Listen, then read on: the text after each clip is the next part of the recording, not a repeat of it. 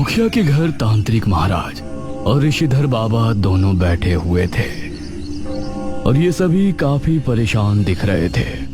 तांत्रिक महाराज, मेघना दिल्ली में है ये तो हमें पता है, लेकिन इतने बड़े शहर में जाकर उसे ढूंढना बहुत ही मुश्किल होगा। पिताजी, हमारे पास और कोई रास्ता भी तो नहीं है, हमें वहां जाना ही पड़ेगा। अनुज बेटा, तुम दिल्ली जाने की तैयारी करो। अनुज अभी अपनी जगह से उठ ही रहा था कि तभी नमस्ते अंकल। नमस्ते आंटी। वहां पर ईशिता और मेघना पहुंची। अरे मेघना! मेघना बिटिया। मेघना को सामने देखकर अनुज को बहुत खुशी हुई। उसका मन था कि वो मेघना को गले लगा ले, लेकिन उसने अपनी भावनाओं पर काबू किया। मेघना, कैसे हो तुम? आप सब यहाँ ठीक तो हैं? ये लड़की, ये मेघना है। इसी की वजह से हम लोगों को निशिर मोलो से छुटकारा मिला है। मतलब पूर्व जन्म की राजकुमारी मेघालय। जी ऋषिधर बाबा। तांत्रिक महाराज, ये तो आप ही के जैसे हैं। ये मेरे जुड़वा भाई है ऋषिधर बाबा। जनकपुरी की सभी क्रियाकलाप यही संभालते हैं। अंकल, आप सब लोग मुझे यहाँ देखकर हैरान तो जरूर होंगे, लेकिन मुझे बहुत ही भयानक सपने आ रहे हैं और न्यूज में देखा कि जनकपुरी में मौतें हो रही हैं। तो मुझे लगा कि मुझे एक बार यहाँ आकर आपसे बात करनी चाहिए। कहीं मेरे सपनों का इन हादसों से कोई कनेक्शन तो नहीं है?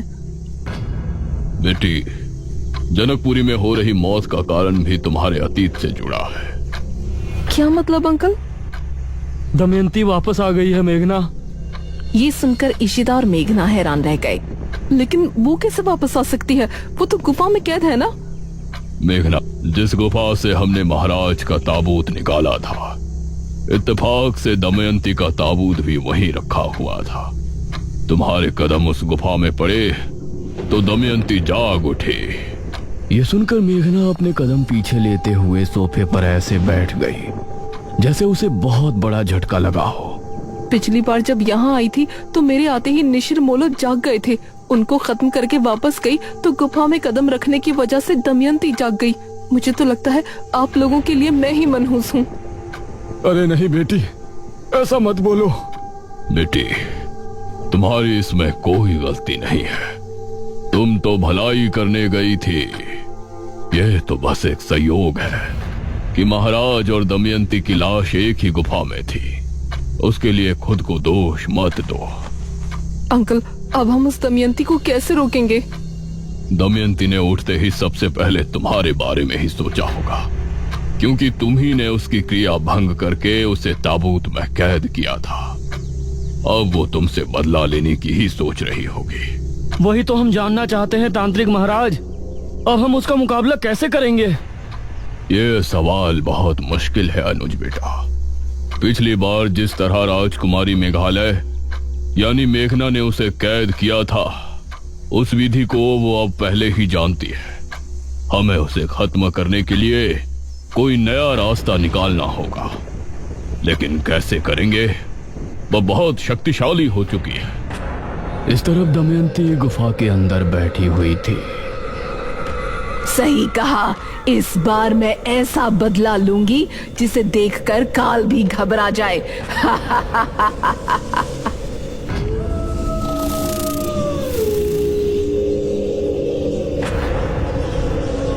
रात के करीब 2 बजे के समय पुराने किले में तांत्रिक महाराज और निशिधर बाबा दोनों ध्यान मग्न बैठे थे।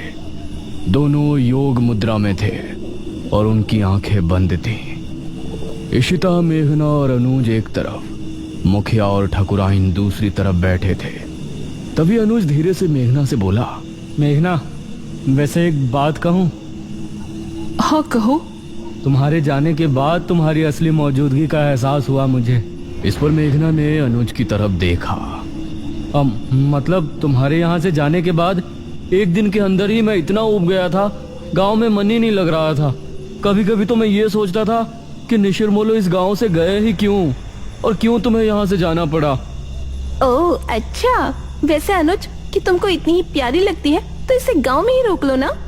ईशिता, तुमको दिख नहीं रहा यहाँ क्या सिचुएशन चल रही है? तुम दोनों प्लीज चुप हो जाओ। ऋषिधर बाबा और तांत्रिक महाराज को दमयंती एक सुनसान इलाके में बैठी नजर आई। उन्होंने देखा कि दमयंती के पास एक सांप, एक चमगादड़ और एक बिच्छू आकर बैठ गया है। दमयंती ने उन तीनों की तरफ एक बार देखा और फिर जोर जोर से हंसने लगी। तभी तांत्रिक महाराज और ऋषिधर बाबा दोनों ने आंखें खोली। तांत्रिक महाराज, क्या देखा आपने? कुछ पता चला? हमने देखा कि दमयंती के पास बिच्छू, चमगादड़ और सांप बैठा हुआ है। यह सुनकर सभी ने एक दूसरे की तरफ देखा। इसका क्या मतलब है? इसका मतलब है कि इन तीनों जहरीले जीव जंतु के साथ वो अपनी किसी भयानक क्रिया को अंजाम देने वाली है। इस तरफ दमयंती धीमे कदमों के साथ राजमहल की तरफ बढ़ रही थी।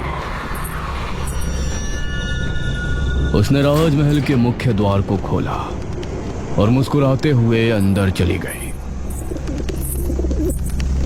उसने देखा वो सिंहासन जिस पर वो कभी बैठा करती थी, वो ठीक उसके सामने है। आखिर हम हमारे राजमहल में वापस आ ही गए।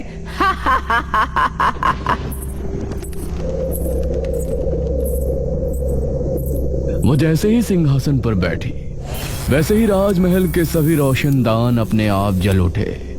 देखते ही देखते पूरा राजमहल दीपों से जगमगा उठा। तभी अचानक गलियारे से उसे एक आवाज सुनाई दी। महारानी दमयंती।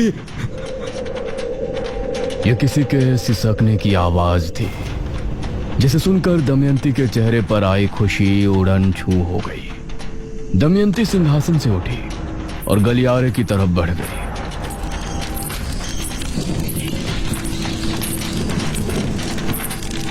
जैसे जैसे वो आगे बढ़ रही थी, वैसे वैसे ही वो आवाज भी करीब आती जा रही थी। महारानी दमयंती। एक बड़े से दरवाजे के सामने जाकर वो रुक गई और दरवाजे को गौर से देखने लगी। कौन है वहां? वो दरवाजा खुल गया और दमयंती को सामने वही लबादे वाला शख्स नजर आया। दमयंती उसको देखकर मुस्कुराई। महारानी दमयंती, आप आ गई। ये कहते हुए उस शख्स ने अपने चेहरे से नकाब हटाया। वो एक काली चमड़ी वाला बदसूरत सा आदमी था। उसके चेहरे पर खुशी थी और आंखों में खुशी के आंसू। हाँ, हम आ गए वीरेंद्र। मुझे पता था कि एक ना एक दिन आप जरूर आएंगी, इसीलिए मैंने उस क्रिया को 400 साल तक जारी रखा, जिसे मैं आपके जिंदा रहते हुए आपकी शक्तियां बढ़ाने के लिए किया करता था। मैं तुमसे बहुत खुश हूँ वीरेंद्र, बहुत ज्यादा खुश। मेरे यहाँ पहुँचने के साथ साथ तुम्हारी महाक्रिया के 400 साल भी पूर्ण हो चुके हैं। अब तुम चाहो तो महल से बाहर जा सकते हो, लेकिन महल से बाहर जाते ही क्रिया बंधन टूट जाएगा और फिर तुम मनुष्य योनि में वापस चले जाओगे, जिसमें तुम बढ़ती उम्र के साथ बूढ़े भी हो जाओगे और तुम्हें मौत भी आ जाएगी। लेकिन महारानी, अगर ऐसा हुआ तो फिर हम जीवित कैसे रहेंगे? हमारे साथ ये नहीं होना चाहिए। तुम चिंता मत करो वीरेंद्र, मैंने तुमको सिर्फ बताया है। तुम अमर नहीं तो क्या, मैं तो अभी अगले 600 साल तक अमर हूँ। मेरी शक्तियों के इस्तेमाल से मैं तुमको कुछ नहीं होने दूंगी। धन्यवाद महारानी। अब मैं आपके लिए बाहरी कार्य भी करना चाहूंगा। आपके दुश्मनों से बदला लेने के लिए आपकी मदद करना चाहता हूँ। बहुत अच्छे वीरेंद्र, हमें भी तुम्हारी जरूरत पड़ेगी। ये कहकर दमयंती ने वीरेंद्र के सर पर हाथ रखा और मंत्र पढ़ने लगी। तभी वीरेंद्र की आंखें एकदम सफेद हो गईं और उसके चेहरे से अजीब सा तेज निकलने लगा।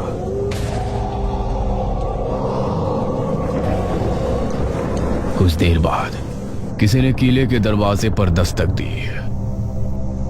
अरे, ये दरवाजे पर कौन है इस समय? अनुज और मुखिया ने उठकर दरवाजा खोला तो सामने एक आदमी खड़ा था। मुखिया जी, जल्दी चलिए, मेरी पत्नी को ना जाने क्या हो गया है। वो अजीब हरकतें कर रही है, कभी चिल्ला रही है, कभी हंस रही है तो कभी रो रही है। उसने मुझ पर हमला भी किया है और अब जंगल में भाग गई है। हे भगवान, अब ये क्या नई मुसीबत है। ठीक है, हम अभी चलते हैं। अब ये सभी उस आदमी के साथ जंगल की तरफ रवाना हो गए। जंगल इस समय बहुत सुनसान लग रहा था। वो आदमी आगे आगे चल रहा था और ये सभी उसके पीछे थे। वो आदमी अब कुछ बोल भी नहीं रहा था। अरे ओ भाई, कहाँ ले जा रहे हो तुम हमें? चलते चलते इतनी देर हो गई है। हाँ बेटा, तुम्हारी बीवी भी कहीं नजर नहीं आ रही है।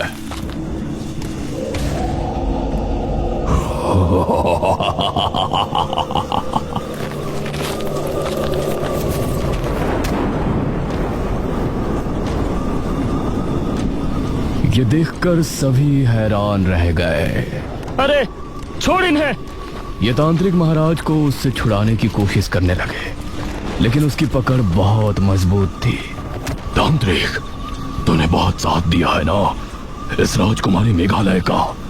तूने इसके साथ मिलकर बेरमपुर के लोगों को अंधेरे से तो निकाल लिया, लेकिन अब मैं तुझे ऐसी दुनिया में भेज दूंगा जहां अंधेरे के अलावा कुछ नहीं होगा। अभी तो मैं जा रहा हूं, क्योंकि महारानी दमयंती क्या करने वाली है उसे देखने के लिए तुझे जिंदा रहना है। फिर मैं आऊंगा सिर्फ कुछ दिनों बाद, और फिर तुझे ले जाऊंगा मौत के अंधेरे में। ये कहकर वो तांत्रिक महाराज को छोड़ वहां से बिजली की रफ्तार से निकल गया। ये सभी तांत्रिक महाराज के पास पहुंचे। तांत्रिक महाराज, आप ठीक हैं? हाँ, हम ठीक है। ये कौन था महाराज? इस पर मेघना ने अनुज से कहा। अनुज और ऋषिता, तुम दोनों को याद है जब हम पहली बार राजमहल गए थे तो एक लबादे वाला शख्स हमारे पीछे आया था? हाँ याद है, वो हमारे पीछे भी आया था। हाँ याद है, वो हमारे पीछे भी आया था। हाँ, बेरमपुर पुराण में भी हमने पढ़ा था कि दमयंती के मरने के बाद भी वो पुजारी राजमहल के ही एक कमरे में कैद हो गया था, जिसको दमयंती ने अपनी शक्तियां बढ़ाने के लिए राजमहल के एक कमरे में बंधित किया था। इसका मतलब अब दमयंती ने इसे आजाद कर दिया है। तांत्रिक महाराज, वो आपको अपने साथ ले जाने की चेतावनी देकर गया है। हमारी परवाह छोड़ो, वो क्या कर रहा था उस पर ध्यान दो। दमयंती कुछ बहुत ही भयानक करने वाली है। तभी चारों तरफ से चमगादड़ और कौवों की भयानक आवाजें गूंजने लगी। उन्होंने देखा कि आसमान में लाखों कौवे और चमगादड़ एक साथ उड़ रहे हैं। जमीन पर कई सांप एक साथ निकलकर रेंग रहे हैं। हवा का रुख भी बहुत तेज हो गया था। धुंध बहुत ज्यादा बढ़ गई थी, मानो कोई तूफान आ गया हो। ये सब क्या हो रहा है तांत्रिक महाराज? सभी वापस गांव की ओर चलो, अभी यहाँ रुकना उचित नहीं है। ये सभी अब वापस किले की तरफ निकल गए। मेघना बहुत ही गहरी सोच में डूबती जा रही थी। उसे किसी बड़ी अनहोनी का एहसास हो रहा था। तांत्रिक महाराज और ऋषिधर बाबा किले में ही ठहर गए और ये सभी मुखिया के घर आ गए।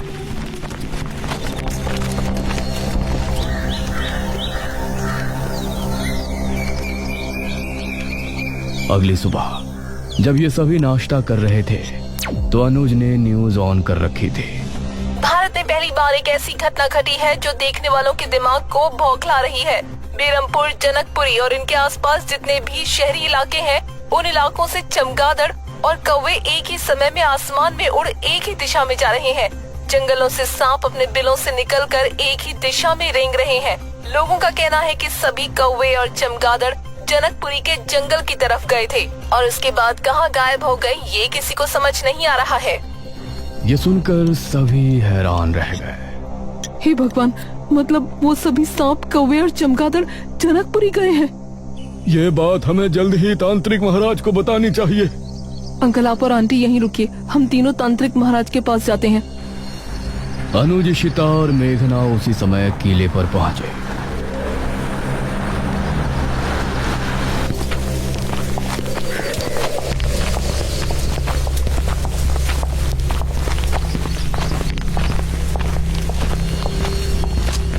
और उन्होंने तांत्रिक महाराज और ऋषिधर बाबा को न्यूज के बारे में बताया। जनकपुरी के जंगल में कहीं ये सभी उसी गुफा में तो नहीं गए जहां पर दमयंती और महाराज का ताबूत रखा था? मुझे भी यही लगता है तांत्रिक महाराज। उस दमयंती ने अपने जादू के असर से उन सभी जीवों को गुफा में बुलाया है। हमें जनकपुरी जाकर देखना चाहिए। हाँ पुत्री, तुम सही कहती हो। हम सभी अभी जनकपुरी के लिए निकलते हैं। अब ये पांचों एक साथ जनकपुरी की तरफ निकल गए।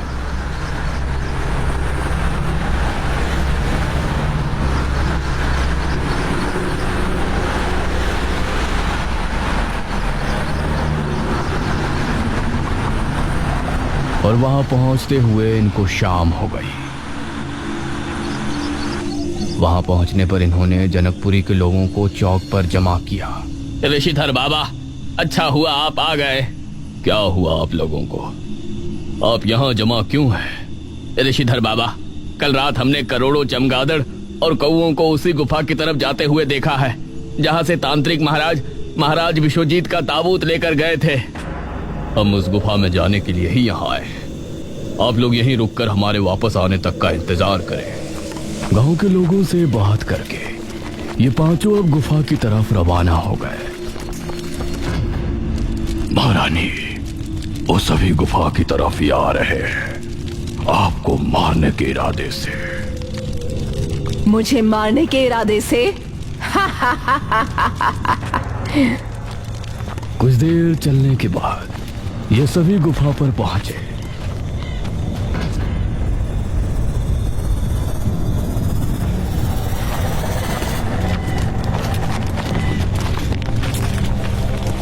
अंदर कदम रखने पर इन्होंने पाया कि गुफा उजाले से जगमगा रही है। दीवारों पर मशालें जली हुई हैं।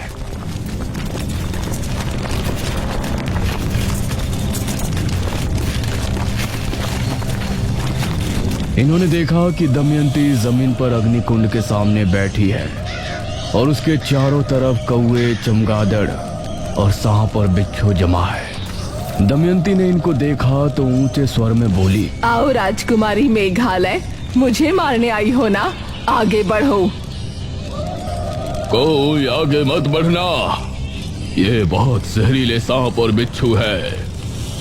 डरो नहीं राजकुमारी मेघालय, तुमको मैं इतनी आसान मृत्यु नहीं देने वाली। अभी तो तुमको बहुत बड़ा इम्तिहान देना है।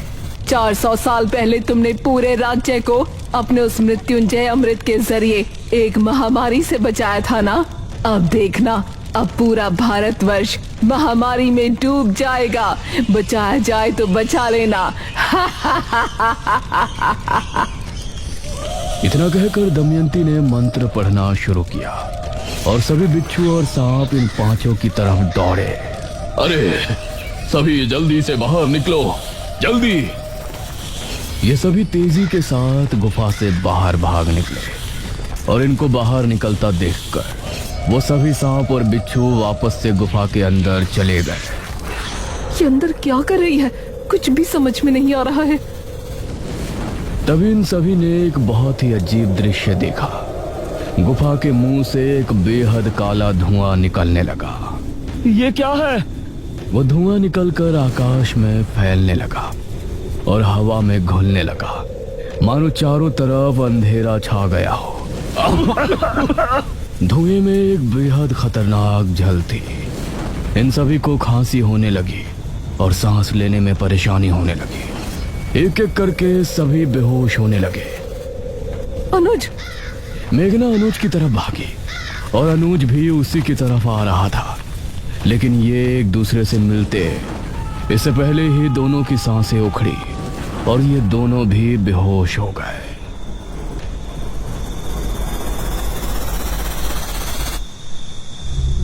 मेघना को अपने मुंह में कुछ मीठा सा लिक्विड जाता हुआ महसूस हुआ और उसने आंखें खोली। उसने खुद को हवेली में पाया।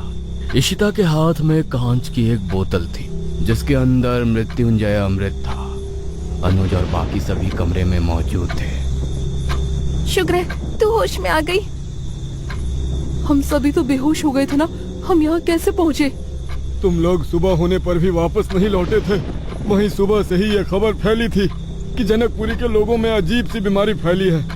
सभी को जुकाम, बुखार, खांसी एक साथ होकर किसी संक्रमण की तरह फैल रहा है। यह सुनकर मुझे तुम लोगों की चिंता हुई। मैं गांव के कुछ लोगों को लेकर जनकपुरी गुफा पर पहुंचा तो तुम सभी बेहोश थे। तुमको गांव वालों की मदद से यहाँ लाया और सभी को मृत्युंजय अमृत पिलाकर ठीक किया। मतलब जो धुआं गुफा से निकला था, कल रात से अभी तक उस धुएं ने इतना असर दिखा दिया कि उससे संक्रमण फैलने लगा। हाँ बेटी, लेकिन जनकपुरी के लोगों तक मृत्युंजय अमृत पहुंचा दिया गया है। उम्मीद है कि अब सभी ठीक हो जाएंगे। अंकल, ये इतनी छोटी बात नहीं है, मुझे कुछ ठीक नहीं लग रहा। अरे आप क्यों टेंशन ले रही है? सब ठीक तो हो गया ना? मुझे नहीं लगता कि उस दमयंती ने इतनी बड़ी क्रिया सिर्फ थोड़ा सा संक्रमण फैलाने के लिए की है। उसने कहा था कि पूरा भारत महामारी में डूब जाएगा। हमें न्यूज़ देखनी चाहिए। अब ये सभी कमरे से बाहर आए।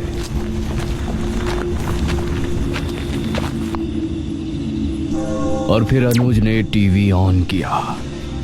कुछ ही दिनों में घटी इस घटना से भारत में हड़कंप मच गया है। लोग कह रहे हैं कि सन 2020 एक बहुत ही बड़ा मनहूस साल है, क्योंकि इस साल एक बहुत ही बुरी बीमारी सामने आई है।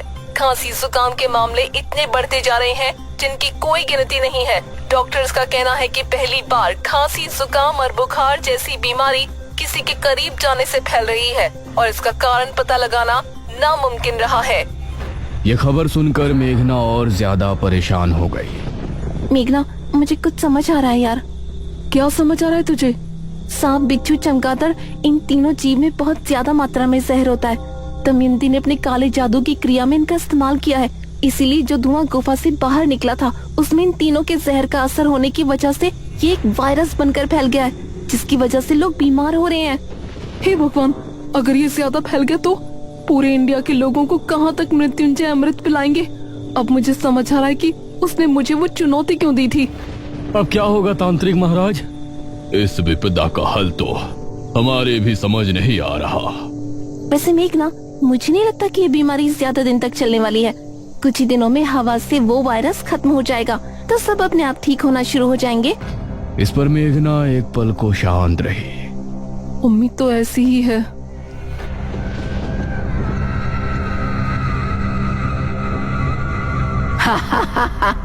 ये बेवकूफ समझ रहे हैं कि वो संक्रमण ऐसे ही खत्म हो जाएगा, लेकिन ये तो एक शुरुआत है मेघालय, सिर्फ शुरुआत।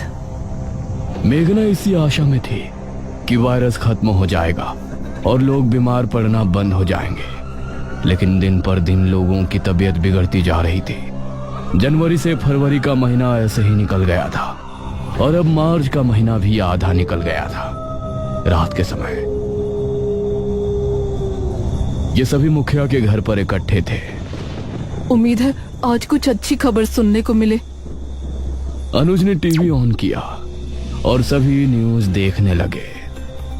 देश में पिछले 2 महीनों से संक्रमण के मामले लगातार बढ़ रहे हैं और अब कई लोगों की भी मौत हो चुकी है। इस वायरस को कोरोना वायरस नाम दिया जा रहा है और इसके लगातार बढ़ते मामलों को देखते हुए भारत सरकार ने एक बड़ा फैसला लिया है। भारत सरकार का कहना है कि इस समय कोरोना वायरस को बढ़ने से रोकने के लिए लॉकडाउन लगाना बहुत जरूरी है। माननीय प्रधानमंत्री जी ने घोषणा की है कि 25 मार्च 2020 से लेकर 14 अप्रैल 2020 तक पूरे भारत में संपूर्ण लॉकडाउन रहेगा। सभी देशवासी अपने घर में सुरक्षित रहें। ये खबर सुनकर मेघना का हाल ऐसा था मानो काटो तो खून नहीं, और बाकी सभी लोग भी परेशान हो उठे थे। हे भगवान, ये तो बढ़ता ही जा रहा है। अब इसको हम कैसे रोकेंगे? तभी दरवाजे पर जोरों से दस्तक होने लगी। कौन है? कोई जोरों से दरवाजे को पीट रहा था। मैं देखता हूँ, तुम लोग पीछे ही रहना। तांत्रिक महाराज ने उठकर दरवाजा खोला तो सामने वीरेंद्र खड़ा था। उसकी आंखें पूरी तरह से सफेद थी। ठकुराइन उसे देखकर खौफ से चीख पड़ी।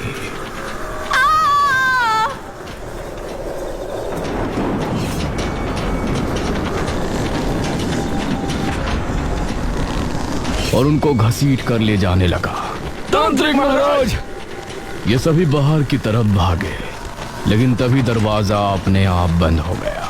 कोई तांत्रिक महाराज को बचाओ! ये सभी खिड़की से उन्हें देख रहे थे।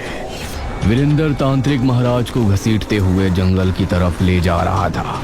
देख ले राजकुमारी मेघालय, कैसे तेरे तांत्रिक महाराज को मैं तेरे सामने काली दुनिया में ले जाता हूँ। दमयंती भी उस समय गुफा में आंखें बंद किए बैठी थी और ये सारा दृश्य देख रही थी। ये सभी बेबस थे। इन सभी की आंखों से आंसू निकल रहे थे। लेकिन तभी